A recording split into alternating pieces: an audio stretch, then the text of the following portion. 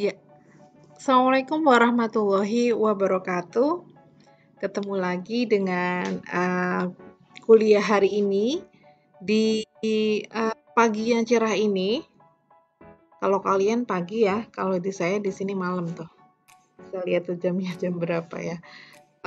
Oke, nggak masalah. Hari ini kita akan belajar meneruskan mengenai konsep pengendalian hama terpadu yang sudah kita pelajari selama hampir setengah semester ini. Nah, kita semakin ke sini akan belajar semakin spesifik mengenai komponen apa sajakah yang harus dilakukan, yang sebaiknya dilakukan dalam pengendalian hama terpadu. Nah, untuk kali ini kita akan belajar mengenai biorational pesticide.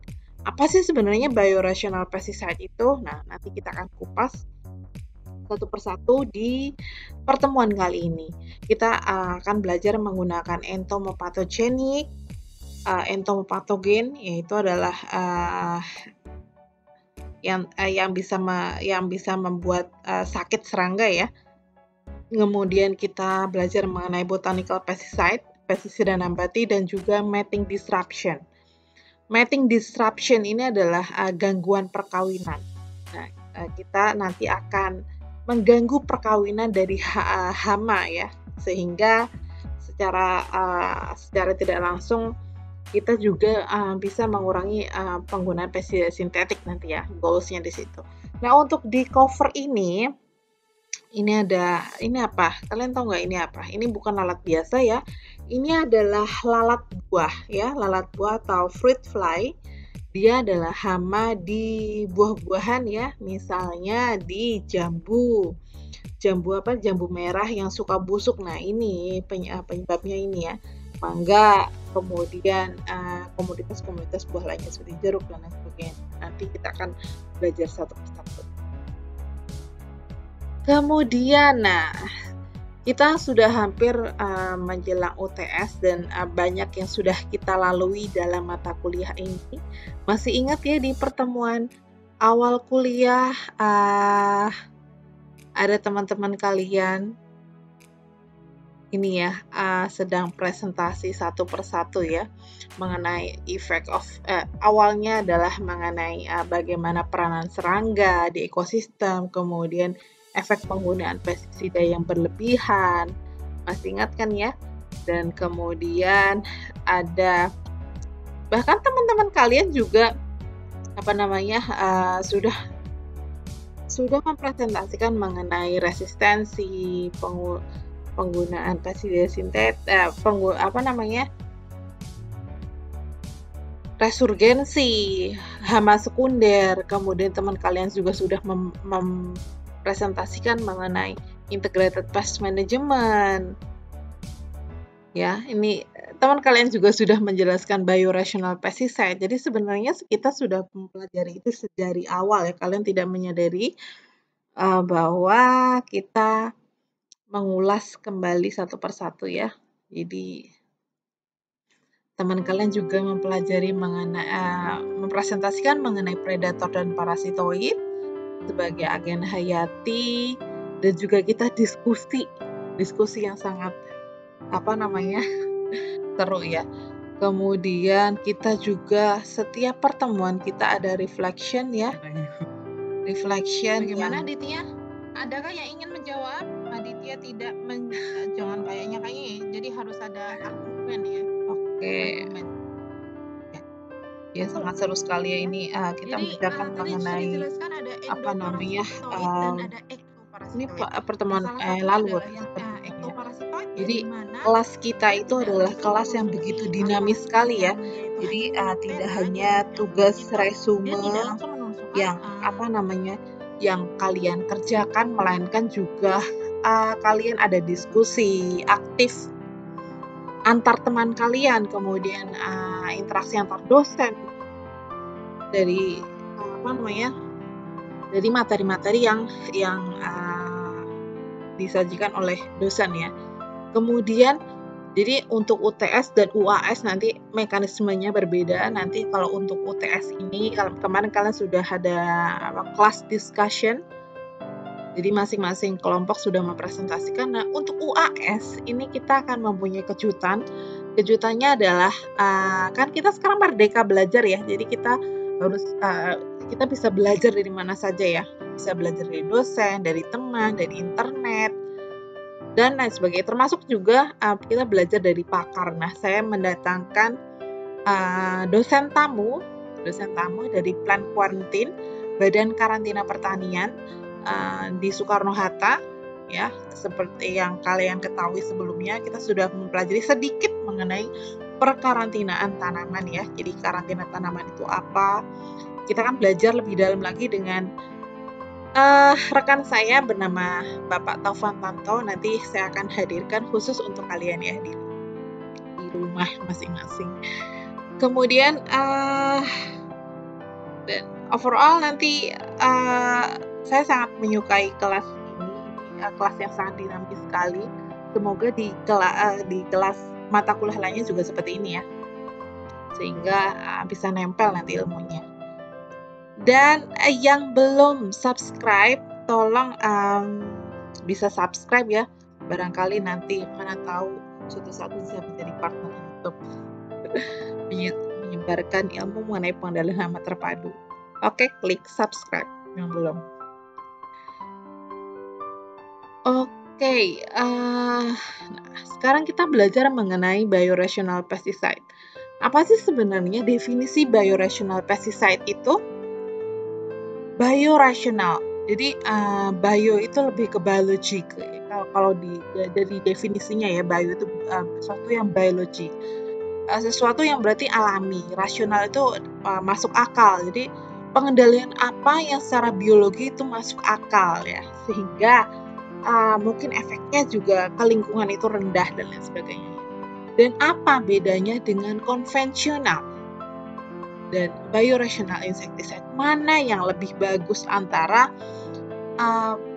konvensional, pertanian konvensional dan pertanian secara biorasional? Nah, di internet ini sudah banyak isu-isu mengenai ini, terutama di luar ya. Silahkan bisa googling dan bisa baca artikel-artikel yang sesuai ya. Dan biorasional di situ diungkapkan bahwa sesuatu yang bisa mendefinisikan material pestisida yang relatif tidak berbahaya, tidak hanya untuk human, melainkan juga animal, dan juga kalaupun mempunyai dampak, itu dampak yang minim sekali terhadap lingkungan. Itu pengendalian apa yang secara biorasional itu yang relatif tidak merugikan ya? Yaitu adalah pengendalian yang seperti contohnya di sini adalah penggunaan produk citronella. Citronella ini adalah plant based, jadi berbasis tanaman. Dengan kata lain, ini adalah pestisida nabati ya. Jadi dari tanamannya dia bisa menolak bugs dan mosquito. Jadi di alam ini kita mempunyai diversitas tanaman yang banyak sekali. Nah, tanaman-tanaman tersebut juga ternyata mempunyai senyawa sekunder, atau dia mempunyai metabolit sekunder yang bisa kandungannya bisa ada yang menolak hama atau sebagai atraktan. Atraktan itu adalah penarik. Jadi ada beberapa senyawa yang dia itu menarik hama atau menarik serangga untuk datang, itu ada ya. Contohnya dari biorational pesticide itu adalah penggunaan mikrobial atau entomopatogen ya. Entomopatogen. Jadi Jadi yang bisa menyebabkan penyakit pada serangga. Yang bisa menyebabkan penyakit pada serangga itu apa saja? Contohnya adalah bakteri, fungi, nematoda, virus, dan lainnya.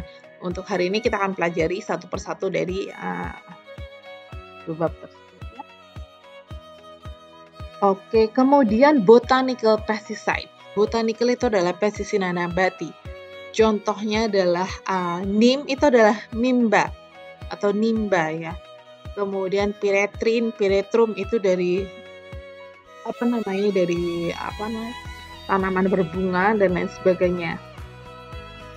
Bahkan ada biorational pesticide lainnya yang bisa digunakan sebagai untuk menanggulangi adanya hama ya. Ada yang itu sabun ya, ada yang oil ya. Pest oil ya. Pest oil itu ada yang organik, jadi memang ada produsennya. Biasanya ada yang dari jarak ya, minyak jarak, dan kemudian bahkan ada beberapa serangga itu mempunyai kitin atau lapisan atau mempunyai lapisan lemak yang sangat tinggi sekali. Sebagai contohnya adalah kutu putih. Kutu putih yang ada di pepaya. Suka pernah lihat kan ya, pepaya warnanya putih-putih.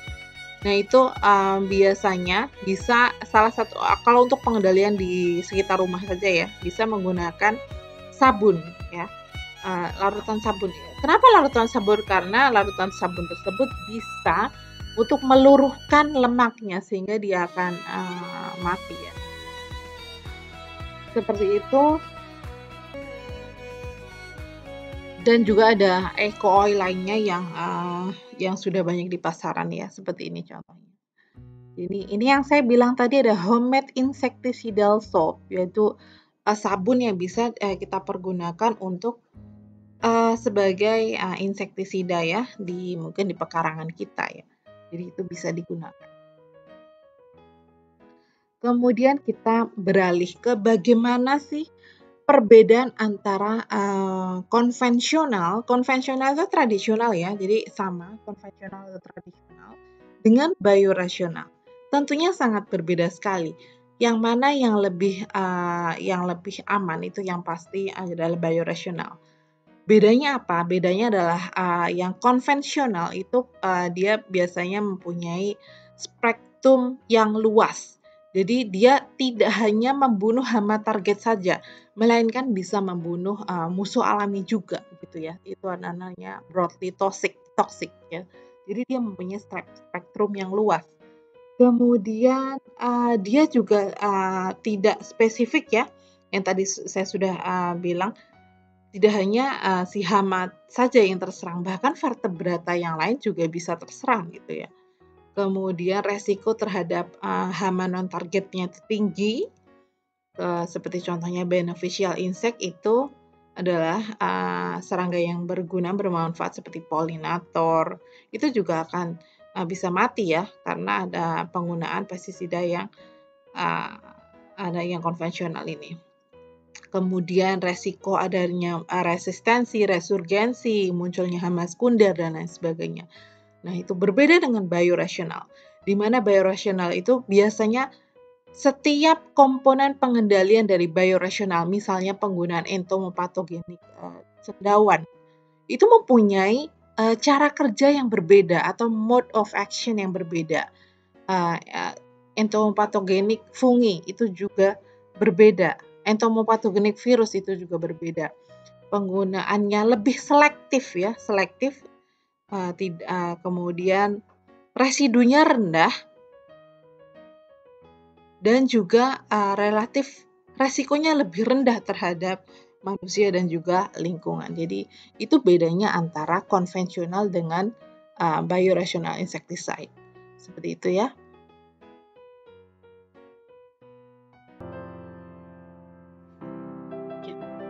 Kita akan lanjutkan ya mengenai entomopatogenik microorganism setelah kita belajar mengenai yang tadi, bedanya antara konvensional dengan biorational pesticide. Nah, sekarang kita membedah satu persatu ya mengenai entomopatogenik sekarang, dan bagaimana mode of action-nya, cara kerjanya, dan peranannya di dalam pengendalian hama terpadu.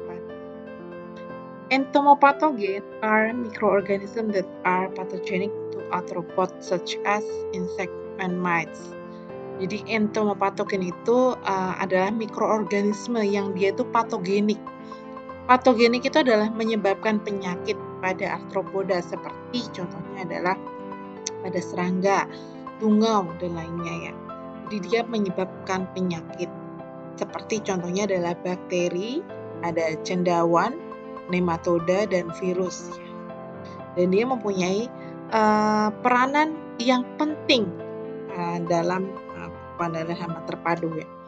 Beberapa entomopatogen itu diproduksi secara massal, secara in vitro, dan juga in vivo ya. Jadi ada yang diproduksi secara massal di laboratorium juga, dan kemudian ada beberapa yang sold commercially ya, jadi dijual secara komersial, terutama banyak di negara-negara subtropis ya, misalnya di negara di Eropa sana ya, banyak yang secara komersial, dan bahkan banyak produsennya, seperti contohnya kalau di di Eropa itu ada perusahaan namanya Koppert. Nah, bisa di googling, itu dia salah satunya adalah memproduksi selain predator dan parasitoid, bisa memproduksi entomopatogen, sehingga petani hanya tinggal mengaplikasikan saja, membeli dan kemudian mengaplikasikan saja. Dan beberapa yang lainnya, pada beberapa kasus yang lainnya itu juga diproduksi oleh small scale untuk non komersial. Begitu juga di Indonesia. Di kita, salah satunya di Karawang itu, beberapa kelompok tani di Karawang sudah mulai bisa memproduksi entomopatogen sendiri secara skala kecil ya, small scale, dan untuk keperluan pribadinya. Tentunya dengan bantuan dari PPL ya, penyuluh lapangan ya, sehingga berkolaborasi antara PPL, petani, kelompok tani ya, untuk memperbanyak agen hayati. Dan ya, jadi di situ disebutkan bahwa using entomopathogen as biopesticide in pest management is a critical part of integrated pest management against several pests. Jadi penggunaan entomopathogen itu sebagai biopestisida itu merupakan sesuatu yang penting ya di dalam konsep pengendalian hama terpadu ketika kita mengendalikan hama. Yang pertama kita akan mempelajari mengenai bakteri entomopathogen. Jadi commonly used ada Bacillus thuringiensis, ada Peony bacillus, ada Pseudomonas, Yersinia, dan lain sebagainya. Beberapa spesies itu adalah soil-borne bacteria, jadi mereka sebenarnya banyak ditemukan di tanah ya, di tanah, dan kemudian dia bisa menjadi agen hayati dari hama. Kemudian Bacillus dan Peony bacillus are pathogenic to Coleopteran, Dipteran, and Lepidopteran insects. Dia patogenik terhadap hama yang ordonya adalah Coleoptera, Diptera, dan Lepidoptera. Infeksi itu terjadi ketika bacteria are ingested by susceptible insect host. Jadi infeksi itu terjadi ketika bakteri entomopathogen tersebut itu menginfeksi ke hama yang rentan ya. Dan Bacillus thuringiensis ini dia memproduksi kristal protein atau disebut dengan cry protein. Jadi Bacillus thuringiensis dia memproduksi cry protein, kristal protein, di mana cry protein atau kristal protein itu adalah toksin. Dia adalah toksik ya terhadap hama ya. These crystals are toxic to insects ya, disebutkan di situ. Oke. Bacillus thuringiensis juga memproduksi beberapa toksin lainnya seperti alfa, beta, gamma, exotoksin, dan lain sebagainya ya. Jadi salah satu yang penting dari Bacillus thuringiensis itu adalah adanya cry protein ini ya, dan dia toksik terhadap serangga seperti itu ya. Kalau yang sebelah kanan itu adalah industrial scale of biopesticide. Jadi skala industri ya, skala industri produksi dari bakteri entomopathogen ya, salah satunya. Bakteri itu ada banyak bentuknya ya, ada Coccus, Bacil, dan lain sebagainya. Ini contoh-contoh bakteri. Lalu pasti kalian pernah dengar apa yang disebut dengan GMO, ya? Genetic Modified Organism. Di situ ada BT corn. BT corn. What is BT corn? Itu and how it works. Jadi bagaimana cara kerjanya? Genetically modified maize. Sini ya. Jadi genetically modified crop yaitu yang tanaman yang sudah secara genetik itu dimodifikasi. Dimodifikasi menjadi bagaimana? Dimodifikasi menjadi misalnya jagung yang dia tahan terhadap hama. Salah satunya adalah kita sisipkan jagung tersebut dengan gen dari bakteri Bacillus thuringiensis. Kan tadi Bacillus thuringiensis kan menghasilkan cry protein ya. Jadi ketika nanti ada hama yang memakan, misalnya ada ulat ini ya, ada ulat yang dia memakan hama, ada ulat kemudian dia makan tanaman, dia mungkin merasa tidak enak atau kemudian karena di tanaman tersebut sudah mengandung cry protein sehingga ketika dia tercerna masuk ke dalam pencernaannya, kemudian ada efek tertentu di dalam tubuhnya sehingga kemudian menyebabkan hama tersebut mati setelah memakan dari jagung hasil GMO tadi ya, yang sudah disisipi oleh BT corn, yang sudah disisipi oleh gen dari Bacillus thuringiensis, gitu ya. Jadi ini yang penjelasan saya yang panjang tadi ini ya. Jadi dia adalah tanaman transgenik ya, hasil dari modifikasi ya, sehingga si tanaman tersebut dia memproduksi protein insektisidal ya. Ya, tadi sudah dijelaskan bahwa BT Bacillus thuringiensis dia menghasilkan cry protein atau crystal protein which control specific group of insect. Kemudian yang dia menginduksi ketahanan terhadap hama ya. Oke, dan apakah genetic modified organism itu selalu diterima oleh masyarakat? Itu belum tentu ya. Jadi sampai saat ini pun yang namanya tanaman yang transgenik hasil dari genetic modified organism itu masih ada perdebatan ya di kalangan masyarakat juga di kalangan peneliti. Karena apa? Karena di situ mungkin ada resiko-resiko terhadap kesehatan di masa depan, kemudian impact-nya terhadap hama lain atau serangga lainnya, kemudian impact-nya terhadap tanaman lain, mungkin karena ada aliran gen dan lain sebagainya. Seperti itu ya. Oke, jadi seperti itu bagaimana BT corn gitu ya bisa menginduksi ketahanan terhadap hama.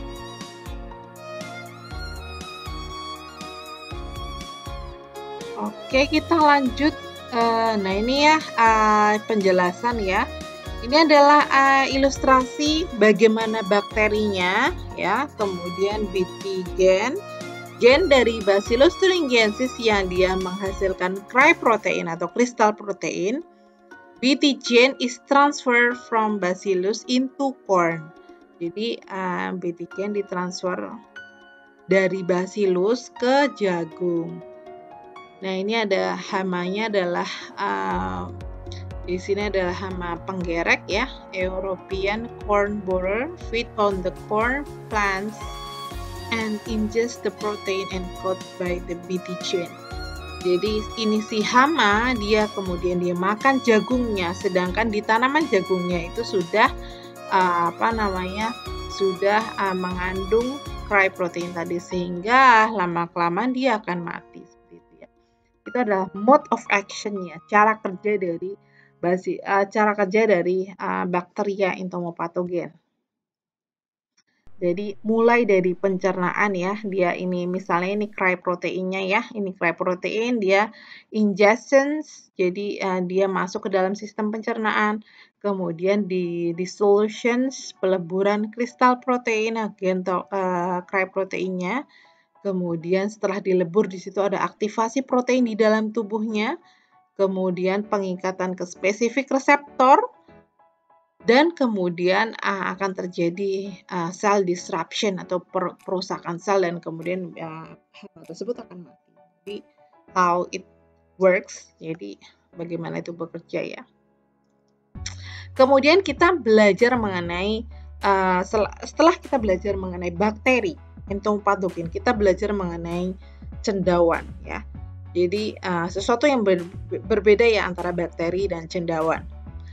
Kalau cendawan itu adalah kalau saya lebih menyebutkan cendawan ya daripada jamur ya. Kalau jamur itu sesuatu yang mempunyai tubuh buah besar. Seperti contohnya adalah jagung merang gitu ya, jamur merang, kemudian ada jamur apa lagi ya, tiram dan lain sebagainya. Jadi untuk penyebutannya lebih ke cendawan ya. Cendawan entopatogen adalah cendawan ya, that can act as a parasite of insect, yang dapat berperan sebagai parasit serangga dan kemudian bisa mematikannya nanti ya, bisa mematikan hama.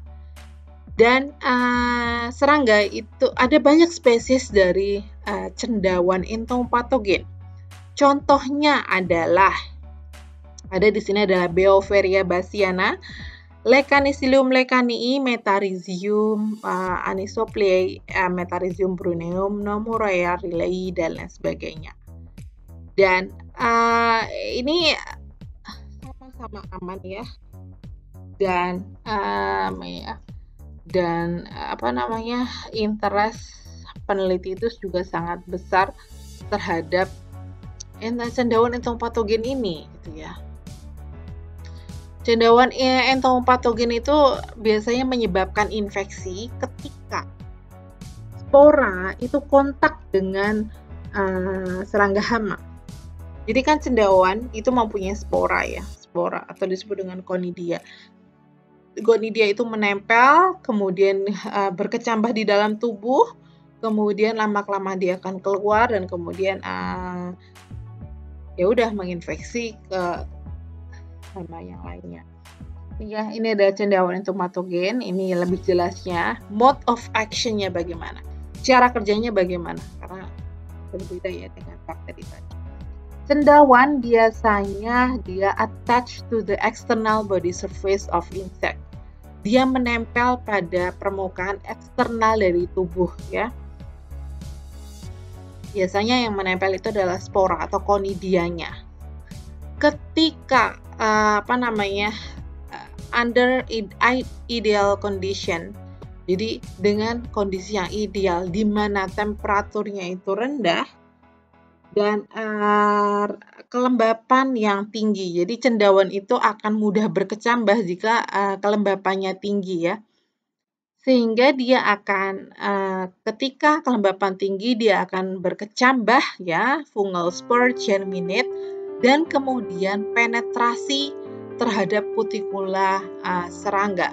Dia penetrasi itu masuk ke dalam tubuh serangga, karena tubuh serangga itu kebanyakan dia mempunyai kitin dan dia agak keras dan dia harus mempunyai power ya.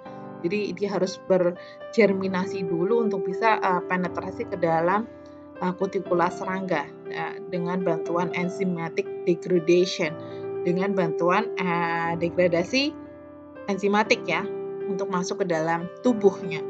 Once inside the body, ketika dia si spora atau si cendawannya itu dia berhasil masuk ke dalam tubuhnya, kemudian dia akan berkembang lebih pesat lagi dan kemudian menginfeksi jaringan tubuh serangga. Kemudian lama-kelamaan si cendawan entopatogen itu akan keluar, emerge from the dead insects. Dia akan keluar dari tubuh serangga yang mati and produce more spore. Jadi memproduksi lebih banyak spora lagi.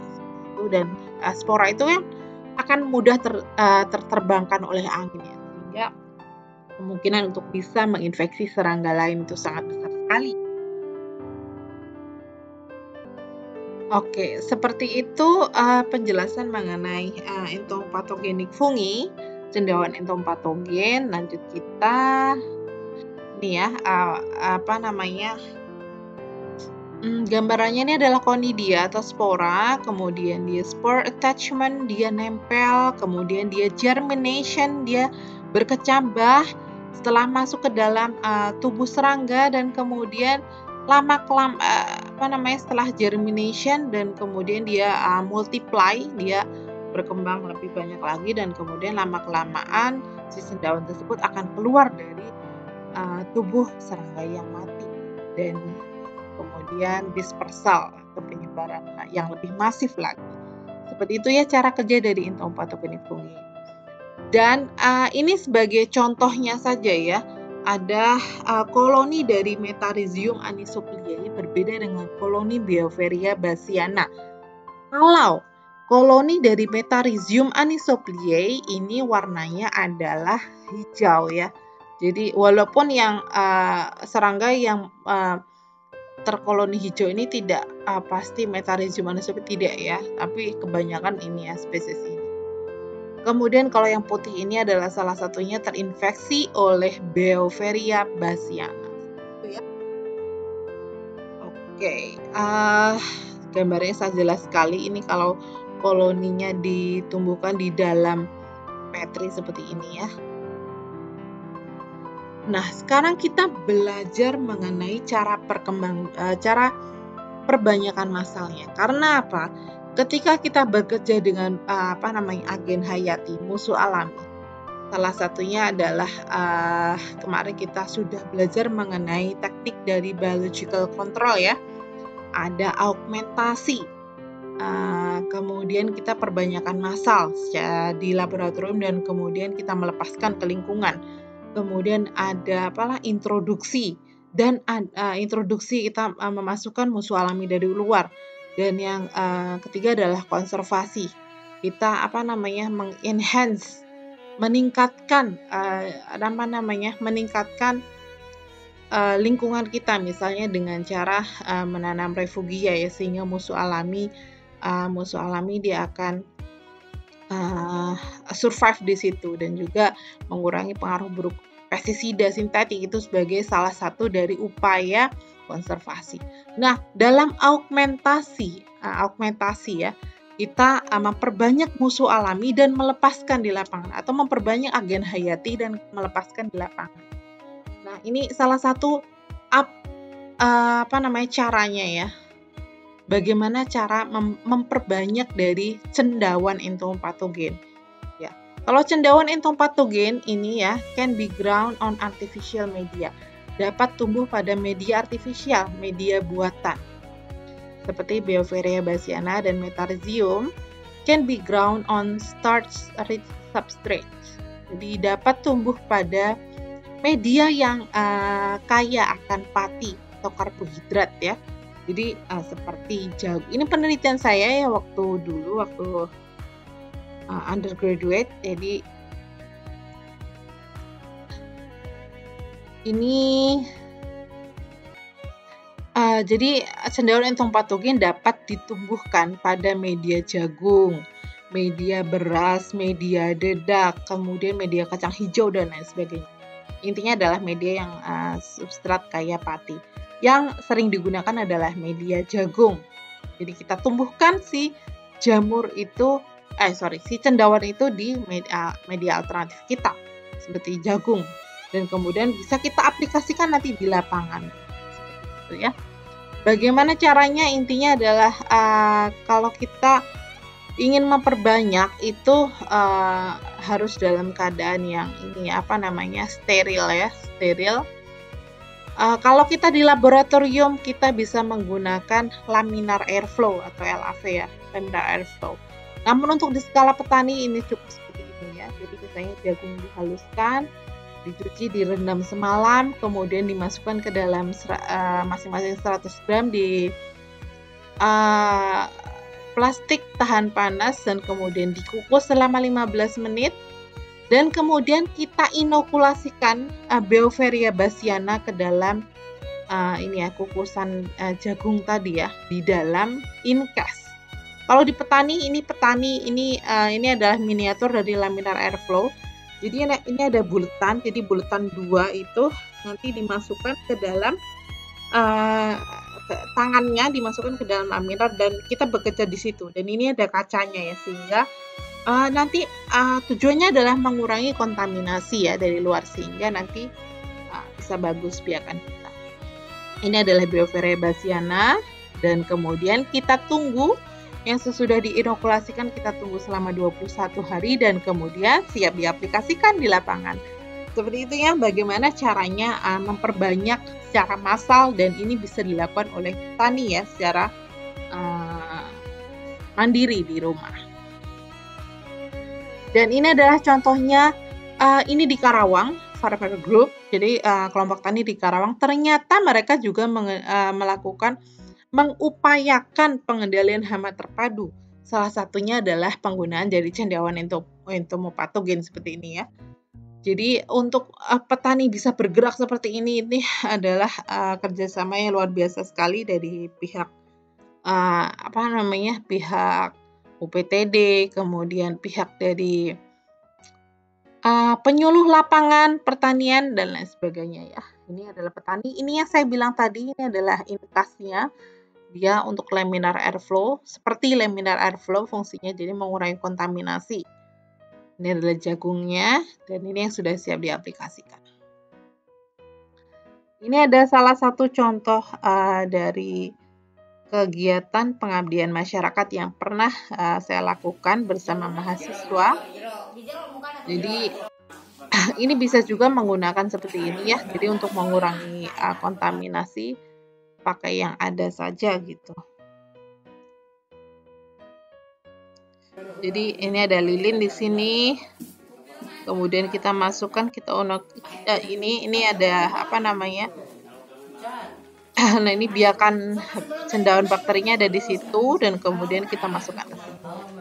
Seperti itu ya, bagaimana perbanyakan dari cendawan entomopatogen. Untuk yang sebelah kanan ini adalah laminar semacam laminar airflow, ini adalah inkas untuk mengurangi kontaminasi. Itu yang ini adalah ternyata petani kita itu bisa dan mampu untuk melakukannya ya. Tinggal kita bagaimana mendampingi mereka ya dalam pengendalian hama terpadu. Seperti itu ya.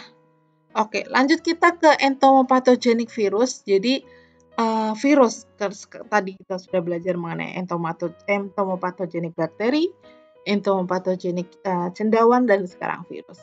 Virus ini sangat berbeda sekali dan sangat unik. Ketika ada hama yang terkena virus entomopatogen, salah satunya adalah sangat unik sekali. Kenapa unik? Karena ketika dia akan mati itu behaviornya itu sangat unik. Jadi hama yang terinfeksi oleh virus entomopatogen itu dia akan merangkak naik ke kanopi yang lebih tinggi di tanaman tersebut. Dan kemudian kalau mati dia bentuk V terbalik seperti ini. Ini adalah salah satu ciri dari hama yang terinfeksi oleh virus entomopatogen. Dan kalau sudah seperti ini lama-lama akan pecah, dan pecah kemudian bisa menginfeksi hama-hama yang ada di bawahnya. Seperti itu ya. Itu adalah unik sekali ketika hama terserang oleh virus entomopatogen. Kemudian ini ya, dia juga berkontribusi terhadap penurunan populasi hama yang dapat menginfeksi dan membunuh hama. Kemudian family dari virus yang biasa digunakan untuk pengendalian itu adalah bakulovirus. Ini bakulovirus ya. Dan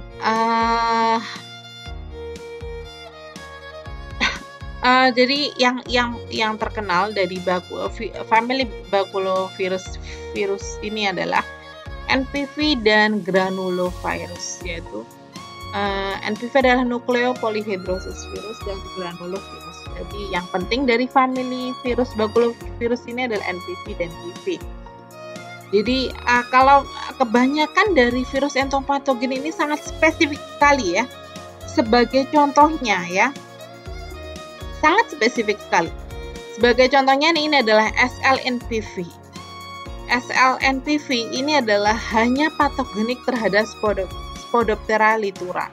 SL ini adalah inisial dari Spodoptera litura nucleopolyhedrosis virus. Sehingga ini hanya spesifik untuk hama Spodoptera litura saja. Itu adalah sangat spesifik sekali. Ketika kita punya pengendalian yang spesifik, itu akan lebih aman ya. Jadi spektrumnya sempit ya, tidak spektrum luas. Dan there are no side effect on non-target beneficial organism or pollinator. Jadi tidak ada efek samping terhadap hama non-target ya, dan tidak ada efek terhadap beneficial organism seperti predator dan parasitoid, sehingga ini aman untuk digunakan. Bedanya apa nucleopolyhedrosis virus NPV dan granulovirus GV? Jadi sebelum kita lihat bedanya seperti ini, kita mempelajari struktur dari virus ya. Ini struktur dari virus seperti ini, ada spike-nya, kemudian ada envelope-nya, kemudian ada kapsidnya. Di dalam kapsid ini terdapat material genetik di mana bisa RNA ataupun DNA. Nah, kalau NPV itu biasanya dia terdiri dari beberapa virion, dan beberapa virion ini adalah NPV, ini virionnya. Sedangkan kalau GV, granulovirus ini ada terdiri hanya single virion atau hanya. Apa itu virion? Virion itu adalah keseluruhan virus partikel. Keseluruhan virus partikel mulai dari outer protein shell yang disebut oleh kapsid ya, keseluruhan dari virus partikel mulai dari kapsid dan di dalamnya, dan ada RNA ataupun DNA-nya. Jadi kalau nucleopolyhedrosis virus itu dia terdapat beberapa virion, sedangkan granulovirus itu single virion. Seperti itu bedanya ya. Kemudian kita lanjut ke ini ya, ini gejalanya tadi. Jadi entomopathogenik virus ya, similar to bacteria. Dia mirip dengan bakteri entomopatogen, yaitu need to be ingested by the insect host. Jadi dia harus tercerna, dia harus masuk ke dalam ingestion, ke dalam sistem pencernaan dari serangga. Sehingga untuk virus entomopatogen itu memang idealnya untuk pengendalian hama yang alat mulutnya adalah menggigit dan mengunyah ya, seperti itu ya. Chewing mouth part. Kemudian virus partikel dia menginvasi ya bagian midgut ya. Midgut itu bagian tengah tubuh dari serangga. Kemudian fat body dan juga jaringan lainnya. Nah itu yang unik tadi ya, sebelum mati ya, before death, larva itu dia climb higher in the plant canopy. Dia dia merangkak naik ke kanopi yang lebih tinggi, pokoknya yang paling pucuk, paling atas gitu ya. Dengan tujuan ketika dia sudah mati itu bisa mendesiminasikan atau menyebarkan partikel virus dari kadaver itu adalah bangkai serangga, ke bagian yang lebih rendah dari kanopi. Kan pasti kan kalau dia paling atas, di bawahnya ada hama-hama, kalau terkena partikel virusnya, kemudian menempel, tercerna, dan kemudian dia bisa terinfeksi. Seperti itu ya bagaimana mekanismenya. Dan dia dapat menginfeksikan ke larva-larva yang sehat yang ada di bawahnya, seperti itu. Jangan lupa biasanya dia matinya itu kepalanya di bawah ya, jadi yang menempel itu adalah tungkai bagian belakang biasanya. Itu adalah ciri khususnya dari virus hama yang terserang virus entomopatogen. Semoga bisa ini ya mudah dipahami. Nah ini life cycle-nya, mode of action-nya, cara kerjanya ya mulai dari ini ya, misalnya nih. Ya ada partikel virusnya, dia masuk ke dalam sistem pencernaannya, ingestion, dan kemudian peleburan dari protein, kapsul, dan lain sebagainya. Kemudian virion menginfeksi larva melalui sel midgut. Midgut itu bagian tengah, dan kemudian dia virus menggandakan diri atau replikasi dari satu sel ke sel yang lain di dalam tubuh inang, dan kemudian forming a new virus, jadi membentuk virus baru, dan kemudian lama-kelamaan dia akan pecah ya, si larva tersebut akan pecah, kemudian dia akan tersebar di untuk bisa menginfeksi hama-hama yang ada di bawah kanopi yang lain. Seperti itu ya untuk virus entopatogen. Lanjut kita ke nematoda. Berbeda ya, kalau nematoda ini adalah sejenis cacing. Jadi ternyata ada serangga, misalnya serangga yang dalam tanda kutip cacingan ya, seperti itu. Ini adalah hama yang terkena nematoda ya. Dan sebenarnya ya, banyak dari nematoda itu adalah mikroskopis. Yang namanya mikroskopis itu tidak bisa dilihat dengan telanjang mata, itu tidak bisa dilihat di telanjang mata. Kemudian beberapa spesiesnya contohnya adalah Heterohabditis dan Steinernema. Ini kemudian nematoda itu sebenarnya sangat banyak sekali ya, very abundant in the biosphere. Jadi sangat banyak sekali, ada 15.000 yang sudah dideskripsikan. Dan dalam 1 meter persegi dari tanah yang subur itu terdapat 12 gram nematoda. Jadi 12 gram nematoda itu ekuivalen sampai 10-30 million head. Begitu suburnya itu ya, sampai nematodanya itu sangat banyak sekali. Dan ini adalah biasanya mikroskopis, dia tidak bisa terlihat oleh mata telanjang, harus pakai mikroskop. Dan dia live in various habitat, mulai dari habitat perairan, tanah, parasit ya, termasuk juga dari parasit, baik itu di animal, human, dan juga plant. Kemudian ini ya, jadi infektif juvenil, dia juvenil itu adalah pradewasa dari nematoda. Dia mencari inangnya melalui lubang-lubang alami seperti mulut hama, spirakel, ataupun anus, ataupun intersegmental membran intersegmen. Dan dia masuk ke dalam sela-sela bukaan tubuh tadi, dan kemudian ketika di dalam inang, kemudian dia melepaskan bakteri simbiotik yang kemudian bisa membunuh inang. Ini adalah salah satu nematoda, dia menginfeksi leaf miner. Leaf miner itu adalah pengorok daun. Ini sebagai contohnya ini pupa yang terinfeksi nematoda entompatogen. Ini adalah serangga juga terinfeksi oleh nematoda entompatogen. Ini adalah termite. Ini adalah termite itu? Termite itu adalah rayap. Oke, ini ada life cycle dari nematoda entompatogen. Ya, ada di life cycle-nya mulai dari telur, kemudian 4 juvenil, jadi pradewasaan disebut juvenil ya. 4 juvenil, jadi dia juga ganti kulit juga yang namanya nematoda itu ya. Jadi ada J1, J2, J3, J4 ya nanti ya. Dan kemudian imago. Infektif juvenil, free living, hidup bebas. Jadi hidup bebas, dan kemudian the juvenile stage, perkembangan selanjutnya dia penetrasi melalui spirakel, mulut, anus, dan kemudian bisa masuk ke dalam hemosom. Ini sebagai contohnya, ini yang lebih jelasnya infektif juvenil. Jadi ini ada infektif juvenil yang belum menginfeksi, dia masuk melalui lubang alami. Kemudian yang setelah masuk dia melepaskan bakteri yang kemudian menyebabkan si inang tersebut mati. Dan kemudian infektif juvenil tersebut menjadi dewasa ya.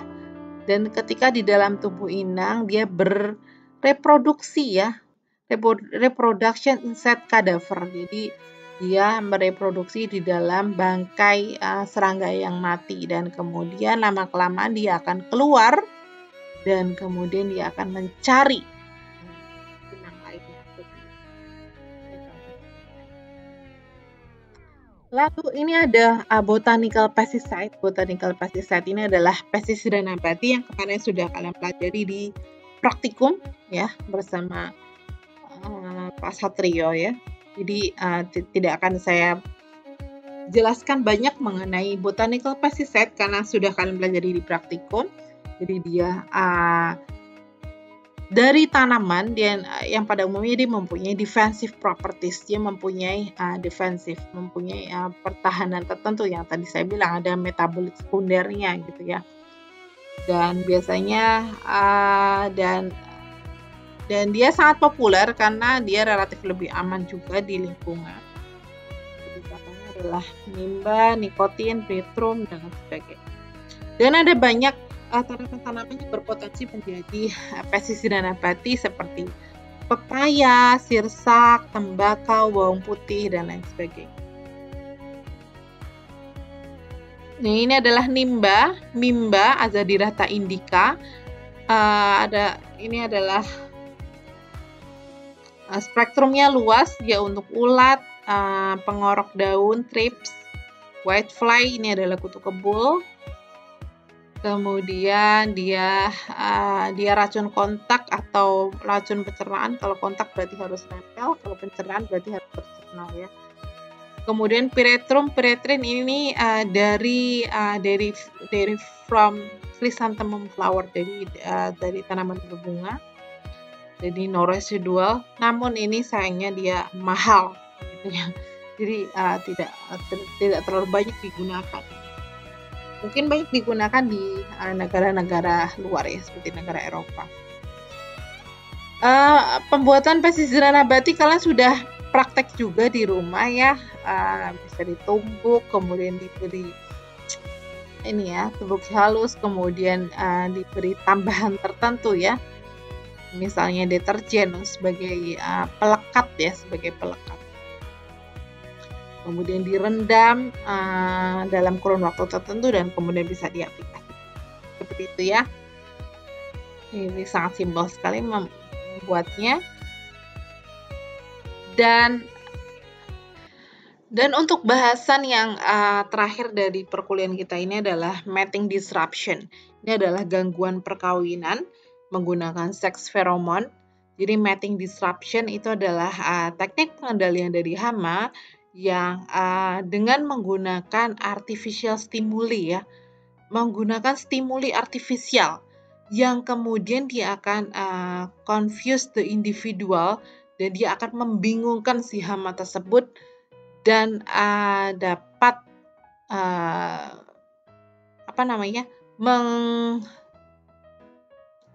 menginterupsi adanya perkawinan, sehingga perkawinan serangga imago dari hama itu tidak terjadi ya. Jadi kita membingungkan seperti itu ya.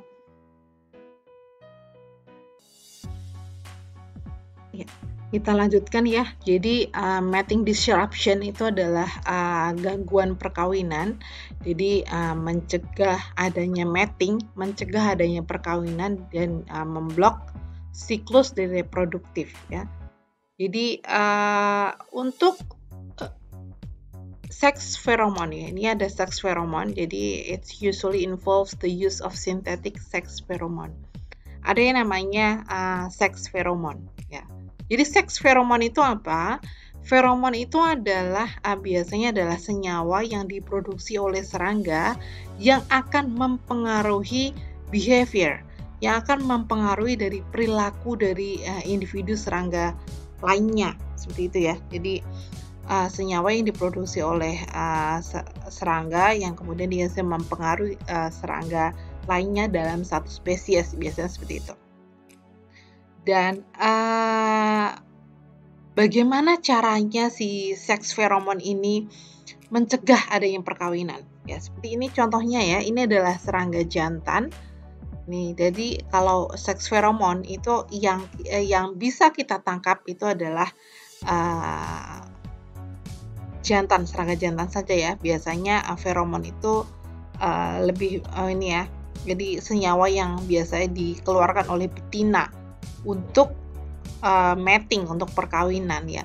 Ketika kita menggunakan sintetik feromon, kita menggunakan feromon sintetik yang kita buat, sehingga kita membingungkan si serangga jantan gitu ya. Misalnya ini adalah serangga jantan, dia bilang, I know she is there, aku tahu dia di sana. Tapi di sana itu di mana? Dia nggak tahu, dia bingung. Karena ada banyak semacam bau-baunya ya.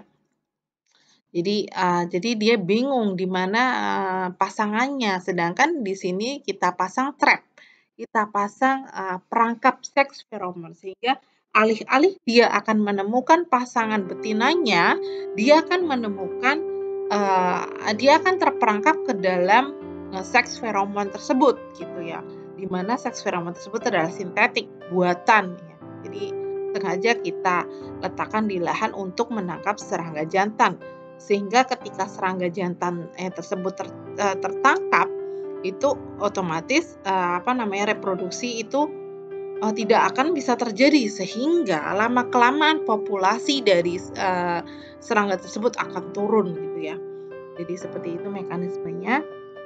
Jadi biasanya dia windborne, dia terbawa angin, dibantu oleh angin penyebarannya. Jadi sebenarnya feromon ini membantu serangga untuk tidak hanya menemukan pasangan, namun juga menemukan makanan juga, seperti itu ya. Feromon yang biasanya digunakan untuk menemukan pasangan itu disebut dengan seks feromon ya. Dan biasanya dikeluarkan oleh female insect, dikeluarkan oleh serangga betina untuk attract a male, untuk menarik serangga jantan seperti yang sudah saya terangkan tadi ya. Jadi si serangga jantan itu bingung gitu ya, di mana betina saya gitu. Karena di sini juga sudah kita pasang sintetik seks feromon, sehingga dia nanti akan tertangkap oleh perangkap kita ya. Seperti itu ya. Sekarang kita berbicara mengenai keuntungan dan kerugiannya ya. Menggunakan pengendalian dengan mating disruption, menggunakan gangguan perkawinan, salah satunya menggunakan seks feromon. Jadi kalau kita keuntungan menggunakan seks feromon ini adalah tidak ada efek sampingnya terhadap beneficial organism. Karena dia adalah spesifik ya. Dia dikeluarkan oleh serangga tertentu untuk menarik mating, perkawinan serangga dari spesies dia juga. Jadi dia betul-betul spesifik, tidak akan berdampak pada misalnya serangga lain seperti predator, musuh alami, polinator, itu tidak ada pengaruhnya. Dan low residue atau no residue, jadi relatif lebih aman. Kemudian efektif untuk menurunkan populasi hama dalam kurun waktu tertentu ya. Namanya pengendalian itu secara alami itu perlu waktu ya, tidak ada pengendalian itu yang instan aja ya. Jadi tidak seperti penggunaan pestisida sintetik yang relatif lebih instan dibandingkan penggunaan biorational pestisida yang lainnya, seperti misalnya penggunaan cendawan entong patogen, penggunaan botanical pesticide, bahkan juga menggunakan seks feromon, itu perlu waktu, tidak saat itu juga, itu tidak ya. Dapat can achieve organic certification. Jadi dalam sertifikasi pertanian organik itu bisa salah satunya menggunakan ini ya, karena juga bisa untuk prevent excessive use of insecticide, bisa mencegah penggunaan insektisida yang sintetik. Kelemahannya apa? Kelemahannya beberapa sintetik feromon itu untuk membuatnya itu mempunyai relatif biaya yang cukup tinggi ya, dan sangat costly, dan cenderung mahal ketika diaplikasikan pada petani-petani yang konvensional ya, yang dia mempunyai lahan yang sedikit, modal sedikit, dan lain sebagainya. Dan seperti itu ya. Ini gambarannya yang tadi ya, mirip, jadi membingungkan si jantan seperti itu ya, mating disruption itu. Dan apakah di alam ini ada tanaman-tanaman tertentu yang yang dia mempunyai kandungan senyawa metabolit sekunder tertentu yang bisa menarik serangga hama tertentu gitu. Tentu ada ya, jadi ada. Metil eugenol ya, salah satunya adalah seks feromon menggunakan metil eugenol. Metil eugenol itu adalah senyawa kimia yang dia sebagai attractive or as an insect attractant. Dia sebagai penarik ya. Metil eugenol itu senyawa yang siap penarik untuk salah satunya untuk fruit fly, untuk ini lalat buah ini ya. Dan dia tidak mempunyai residu dan mudah diaplikasikan di area yang luas. Dan kelemahannya apa? Kelemahannya adalah dia mudah terevaporasi. Apalagi dalam mudah terevaporasi kalau misalnya tidak dibuat dalam formulasi ya. Dan dia bisa mencapai radius yang cukup tinggi, reaching hundred of meters, even thousand of meters dan lain sebagainya. Jadi metil eugenol ini salah satu dari seks feromon. Dan dia di alam itu ditemukan pada beberapa tanaman, contohnya adalah tanaman kemangi ya, tanaman selasih, basil oxymum swp, ada tanaman Melaleuca bracteata. Nah itu secara alami, contohnya adalah kemangi, ini dia menghasilkan metil eugenol, yaitu penarik dari serangga hama. Karena fruit flies ini adalah hama pada tanaman buah biasanya ya. Oleh karena itu salah satu pengendalian dari mekanik yang bisa kita kendalikan, kan ada pengendalian, ada fisik, mekanik, biological dan lain sebagainya ya. Pengendalian mekanik yang bisa kita lakukan untuk mengendalikan hama lalat buah ini adalah dan pembungkusan buah, wrapping method ya. Kita membungkus buah pada waktu buah itu masih kecil gitu, seperti itu ya. Jadi tanaman misalnya tanaman kemangi dan lain sebagainya itu dia memproduksi semacam metabolit sekunder essential oil yang dia dia mengandung metil eugenol. Untuk daun Melaleuca itu 80% metil eugenol, basil 63%. Jadi ini bagus untuk dikembangkan sebagai kedepannya sebagai untuk pengendali si hama fruit fly ini ya, untuk metil eugenol. Dan apakah ada yang sintetik? Itu ada ya, sudah banyak di pasaran dan ini harganya cukup terjangkau ya. Jadi ini adalah dia adalah atraktan. Petrogenol salah satu merek dagangnya. Ini merek dagangnya. Bahan aktifnya adalah metil eugenol. Ini sudah diproduksi oleh produsen tertentu ya. Dan dia untuk menarik lalat buah. Nah, nanti kita akan praktikum ya mengenai seks feromon ini. Ini adalah perangkatnya. Nanti kita gantungkan itu di tanaman, biasanya di tanaman buah-buahan atau misalnya tanaman mangga atau tanaman jambu dan lain sebagainya. Dan kemudian ini nanti di kapas ini kita akan teteskan petrogenol dan di dalamnya itu nanti kita akan berikan insektisida. Sehingga nanti ada fruit fly atau lalat buah itu nanti akan masuk melalui lubang ini. Karena dia menyangka bahwa di dalam sini ada betina dari lalat buah, sehingga dia akan masuk ya. Padahal bukan ya, padahal ini adalah seks feromon, dia adalah metil eugenol ya, seperti itu. Sehingga ini adalah yang di sini adalah hama yang tertangkap ya, ini fruit fly yang tertangkap dan dia adalah semuanya jantan ya. Nah untuk yang lebih ekonomis bisa menggunakan seperti ini ya. Ini kita balik botolnya, kemudian dia nanti masuk melalui lewat sini dan sudah gitu ya, bisa hidup di situ nanti. Bukan bisa hidup, nanti dia akan mati di situ. Di serangga jantannya. Oke, untuk hari ini rasanya sudah selesai untuk perkuliahan kita hari ini. Jangan lupa nanti belajar dan silakan resume dan resume kuliah dan resume video untuk dan ujiannya semua nanti berbahasa Inggris Dan untuk pertemuan di UAS nanti bukan saya yang mengajar, insya Allah akan ada Pak Satrio dan juga ada Pak Sugiarto ya yang mengajar ya. Jadi biar tidak bosan dengan TPH ya, jadi ada banyak dosennya. Dan kemudian ada tamu, ada dosen tamu nanti yang tadi saya bilang ya dari plan quarantine. Dan jangan lupa subscribe. Sampai jumpa di pertemuan selanjutnya di ujian dan sampai jumpa nanti ketemu saya lagi di kuliah tamu ya. Sekian dari saya, tolong dilengkapi semua tugas-tugasnya. Saya tutup untuk hari ini. Sekian. Wassalamualaikum warahmatullahi wabarakatuh.